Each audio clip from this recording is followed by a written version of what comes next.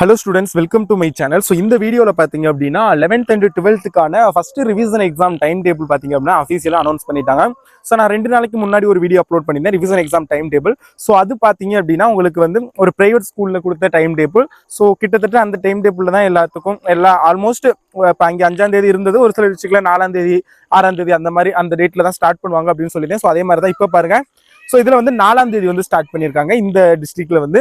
So இது வந்து இப்போ நீங்கள் பார்த்துக்கிட்டு இருக்கிறது வந்து மதுரை டிஸ்ட்ரிக்ட். இதே மாதிரி கோயம்புத்தூர் டிஸ்ட்ரிக்ட் சொல்லிட்டாங்க. ஸோ அதே மாதிரி நிறைய டிஸ்ட்ரிக்ட் பார்த்தீங்க அப்படின்னா சொல்லிட்டாங்க. ஸோ ஆக்சுவலி வந்து இப்போ ஸ்டூடெண்ட்ஸ் நிறையாவே ஒரு ஸ்ட்ரெஸ் அண்ட் கன்ஃபியூஷன்ல இருப்பீங்க. ஸோ இந்த வீடியோ முழுசா பாருங்க. ஐ திங்க் உங்களுக்கு வந்து இந்த வீடியோ முழுசா பார்க்கறது மூலியமா ஸோ நிறைய இன்ஃபர்மேஷன்ஸ் கிடைக்கும். ஸோ ரிவிஷன் எக்ஸாம் இம்பார்ட்டண்டா இல்லையா, நம்ம ரிவிஷன் எக்ஸாமுக்கு படிக்கணுமா வேணாமா, ஸோ ரிவிஷன் எக்ஸாம் முக்கியமா இல்லை பப்ளிக் எக்ஸாம் முக்கியமா, ஒருவேளை நம்ம இப்போ ரிவிஷன் எக்ஸாமில் ஃபோக்கஸ் பண்ணால் பப்ளிக் எக்ஸாமுக்கு படிக்க முடியுமா, ஸோ அந்த மாதிரி நிறைய கன்ஃபியூஷன்ஸ் இருக்கும். ஸோ அது எல்லாத்துக்கும் இந்த வீடியோவில் நான் பதில் சொல்கிறேன். ஸோ 11th 12th பாருங்க. So first revision exam January 4 start ஆகுது தமிழ் அண்ட் இங்கிலீஷ் வந்து உங்களுக்கு January 5. Jan 8 பார்த்தீங்க அப்படின்னா மண்டே உங்களுக்கு வந்து என்னென்ன எக்ஸாம்னா கம்ப்யூட்டர் சயின்ஸ், கம்ப்யூட்டர் அப்ளிகேஷன் போன்ற எக்ஸாம். Jan 9 பார்த்தீங்க அப்படின்னா மேத்தமெட்டிக்ஸ், சுவாலஜி, காமர்ஸ். Jan 10 வந்து physics, economics. Jan 11 chemistry, accountancy, geography. Jan 12 பார்த்தீங்க அப்படின்னா பயாலஜி, பாட்டனி, ஹிஸ்ட்ரி. அதாவது உங்களுக்கு பிஃபோர் பொங்கலுக்கு முன்னாடியே எக்ஸாம் வந்து முடிச்சிடுறாங்க. ஏன்னா பொங்கல் கேப் ஒரு 1 வீக் கேப் கிடைக்கும். ஸோ அகெயின் ஒரு 5 days அந்த மாதிரி ஒரு கேப் இருக்கும். ஸோ அதுக்கப்புறம் மறுபடியும் ஒரு 1 வீக் லீவ் இருக்கும். அப்புறம் லாஸ்ட் ஒரு 10 days ஒரு 1 வீக் அந்த மாதிரி தான் ஜான்வரி மந்த்ல டைம் இருக்கு. இப்போ ரிவிஷன் எக்ஸாம் இம்பார்ட்டண்டா இல்லையான்னு கேட்டிங்கன்னா எஸ், இட்ஸ் இம்பார்ட்டன்ட். பட் உங்களுடைய ஃபோக்கஸ் வந்து ஃபுல் ஃபோக்கஸ் வந்து இதில் இருக்கக்கூடாது. இதுக்கு தான் நான் படிச்சு சொன்னேன் ஹாஃப் இயர் எக்ஸாமுக்கு நான் ஒவ்வொரு இம்பார்ட்டன்ட் கொஸ்டின் போடையிலையும். ஸோ நீங்கள் எல்லாத்தையும் படிக்க ட்ரை பண்ணாதீங்க, டைம் நம்ம கிட்ட கிடையாது. நீங்கள் பாதி போர்ஷன் மட்டும் படிங்க, பாதி மட்டும் படிங்க, ஆனால் தெளிவாக படிங்க. அடுத்த தடவை பார்க்கல நீங்கள் புதுசாக படிக்கிற மாதிரி இருக்கக்கூடாது. அந்த படித்த பாதியும் உங்களுக்கு பார்த்த உடனே ரீகால் ஆகணும். ஸோ அந்த மாதிரி படிங்க. ஸோ அப்படின்னு நான் சொன்னேன். அதுக்கான ரீசன் என்னன்னா, ஸோ நீங்கள் அப்போ ஹாஃப்லி எக்ஸாமுக்கு வந்து பாதி கொஷின்ஸ், பாதி சாப்டர்ஸ் மட்டும், for example volume 1 and volume 2 இருக்கிறதெல்லாம் ஒரு வால்யூமை மட்டும் நல்லா தரவா இம்பார்ட்டன்ட் கொஷின்ஸ் எல்லாம் படிச்சிருந்தீங்கன்னா இப்போ ரிவிஷன் எக்ஸாமுக்கு நீங்கள் ஒரு ஸ்ட்ரெஸ் இல்லாமல் அடுத்த வால்யூமை படிக்கலாம். இந்த ஃபர்ஸ்ட் ரிவிஷனுக்கு அடுத்த வால்யூமை நீங்கள் படிச்சிட்டிங்கன்னா 2 வால்யூமும் முடிஞ்சிடும்.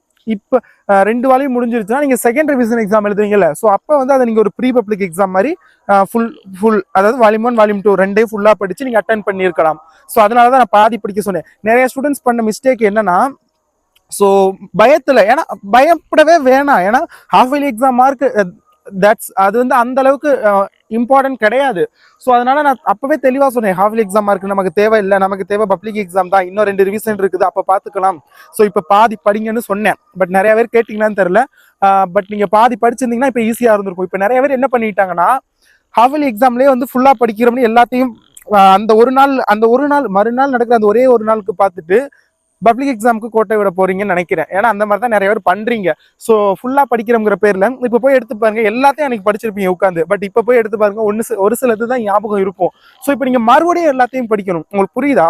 மறுபடியும் எல்லாத்தையும் படிக்கணும். ஸோ இதே நீங்க திரும்ப பண்ணீங்கன்னா செகண்ட் ரிவிஷனுக்கும் அதே தான் பண்ணுவீங்க. மறுபடியும் எல்லாத்தையும் உட்காந்து லாஸ்ட் மினிட்ல படிப்பீங்க. பப்ளிக் எக்ஸாமுக்கும் அதே தான், மறுபடியும் லாஸ்ட் மினிட்ல படிப்பீங்க. ஸோ நீங்க வந்து அப்படி பண்ணாம கொஞ்சோண்டு படிச்சாலும் அதை தெளிவா படிக்கணும். ஸோ அதுக்கு தான் ஒரு வால்யூமா படிங்க. ஃபர்ஸ்ட் இது ஹாஃப்லிக்கு ரிவிஷனுக்கு 2வது வால்யூமை படிக்கலாம். செகண்ட் ரிவிஷனுக்கு எல்லாத்தையும் சேர்த்து ஒரு தடவை ரீகால் பண்ணி எக்ஸாம் எழுதுங்க. எந்த அளவுக்கு உங்களால பெர்ஃபார்ம் பண்ண முடியுது அப்படிங்கிறத பார்த்துட்டு பப்ளிக் எக்ஸாமுக்கு படிக்கலாம்னு.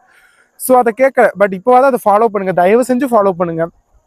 பட் இப்போதைக்கு வந்து இப்போ நான் ஃபாலோ பண்ண சொல்றது பாதி படிக்கிறது இல்லை. ஏன்னா இனிமேல் பாதி படிச்சு ஒன்றும் பண்ண முடியாது. ரிவிஷனுக்கு பாதி, ரிவிஷன் 2க்கு பாதி படிச்சோம்னா அவ்வளோதான் போயிடும். ஸோ அதனால இனிமேல் பாதி படிக்கிறதுங்கிறது வேஸ்ட். என்ன பண்ணணும்னா, ஸோ உங்களுடைய ஃபோக்கஸ் வந்து பப்ளிக் எக்ஸாமில் இருக்கணும். ஸோ இனிமேல் ரிவிஷன் எக்ஸாமில் வந்து ஓகே, ஒரு எக்ஸாம் இடையில நடக்குது, அதில் நம்ம பாஸ் பண்ணணும். பாஸ் பண்ணலாட்டி அது பிரச்சனை கிடையாது. பட் அந்த அளவுக்குலாம் நம்ம சீப்பாக எழுத மாட்டோம், பாஸ் மார்க் வர அளவுக்குலாம். ஸோ அந்த மார்க் ஓரளவுக்கு எடுக்கணும். ஸோ அவ்வளோதான், அதை மட்டும் ஃபோக்கஸ் பண்ணுங்க. பட் பப்ளிக் எக்ஸாம் தான் நம்மளுடைய மெயின் ஃபோக்கஸ். ஸோ இப்போ நீங்கள் தான் கமெண்ட் பண்ணணும், நான் ரிவிஷன் எக்ஸாமுக்கு இம்பார்ட்டன்ட் கொஸ்டின் போஸ்ட் பண்ணவா இல்லை பப்ளிக் எக்ஸாமுக்கா, நீங்கள் தான் கமெண்ட் பண்ணணும். ஏன்னா அதை தான் நான் ஃபாலோ பண்ண முடியும். ஏன்னா நான் இப்போ என்னை பொறுத்த வரைக்கும் அப்லோட் பண்ண சொன்னால் நான் பப்ளிக் எக்ஸாமுக்கு தான் அப்லோட் பண்ணுவேன், என் விருப்பம்னு சொன்னேன். ஏன்னா பப்ளிக் எக்ஸாம் தான் முக்கியம். அதுக்கு இப்போலேருந்து படிக்க ஸ்டார்ட் பண்ணோம்னா நான் நிறையா கொஸ்டின்ஸ் கொடுப்பேன், அது நிறையா படிக்கலாம். ரிவிஷன் எக்ஸாம்னா லாஸ்ட் மினிட் கொஸ்டின் தான் நான் கொடுப்பேன். ஸோ அதனால நீங்கள் தான் சொல்லணும் எதுக்கு நான் இப்போ வீடியோஸ் போஸ்ட் பண்ணணும் அப்படிங்கிறத. ஸோ அதை வந்து கொஞ்சம் கமெண்ட் பண்ணுங்க. அண்ட் ப்ளீஸ் இனிமேல் டைம் ரொம்ப கம்மியாக இருக்குது. ஏன்னா ஃபர்ஸ்ட் ரிவிஷன் வந்துருச்சுன்னு வச்சுக்கோங்க, இவங்க பாருங்க 12 வரைக்கும் ரிவிஷன் வருது.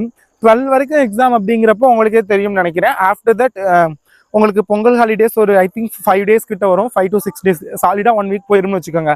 இன் பிட்வீனில் ஒரு 5 days தான் கேப் இருக்குது. ஆஃப்டர் 5 days அகெயின் ஒரு 4 days லீவ் வருது.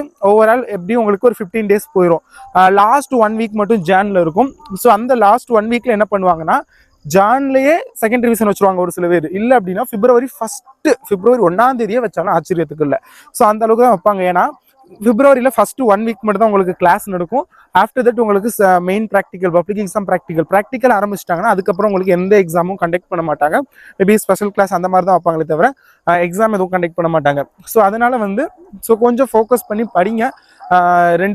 நீ டைம் போகிறதே தெரியாது. ஸோ கொஞ்சம் படிக்க ட்ரை பண்ணுங்க. இது வரைக்கும் படிக்கலாட்டியும் பரவாயில்ல, கொஞ்சம் கொஞ்சமாக படிங்க. எல்லாத்தையும் ஒரே நாளில் படிங்கன்னு சொல்லலை. 2 மாதம் இருக்குது. 2 மாதம் கொஞ்சம் கரெக்டாக யூட்டிலைஸ் பண்ணுங்க. ஸ்டடி பிளான் வேணும்னா கூட நான் அப்லோட் பண்ணுறேன்.